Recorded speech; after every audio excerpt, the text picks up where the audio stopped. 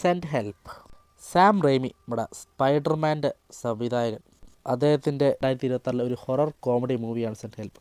ചിലർക്ക് Sam Raimi Spiderman മൂവീസിലൂടെ മാത്രമേ അറിയുള്ളൂ. എന്നാൽ അതിലുപരി ഹോളിവുഡിൽ one of the best classic horror മൂവീസിൻ്റെ ലിസ്റ്റ് എടുത്ത് നോക്കിയാൽ അതിൽ ഇദ്ദേഹത്തിൻ്റെ മൂവീസും ഉണ്ടാവും. ഈവിൾ ഡെഡ് ആയാലും ഡ്രാഗ് മീ ടു ഹെൽ 2009 ഇറങ്ങിയൊരു മൂവിയാണ്. ക്ലാസിക് പക്ക ഹൊറർ മൂവിയായിരുന്നു അതൊക്കെ.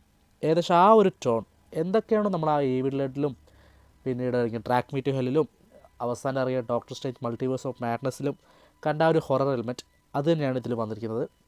ഇതിലെ മെയിൻ പ്ലോട്ട് എന്താ വെച്ചാൽ ഒരു എംപ്ലോയിയുടെ ഒരു ബോസ്, അവർ രണ്ടുപേരും കൂടി ഒരു ഐസ്ലാൻഡിൽ എത്തിപ്പെടുകയാണ്. പുറത്തേക്ക് ഇറങ്ങാൻ വഴിയില്ല, വേറൊരാളായിട്ട് കോൺടാക്ട് ചെയ്യാൻ പറ്റുന്നില്ല. പക്ഷേ അവിടെ സർവൈവ് ചെയ്തേ പറ്റുള്ളൂ. തിരിച്ചൊരാൾ വന്ന് രക്ഷിക്കുന്നവരെ അവിടെ സർവൈവ് ചെയ്തേ പറ്റുള്ളൂ.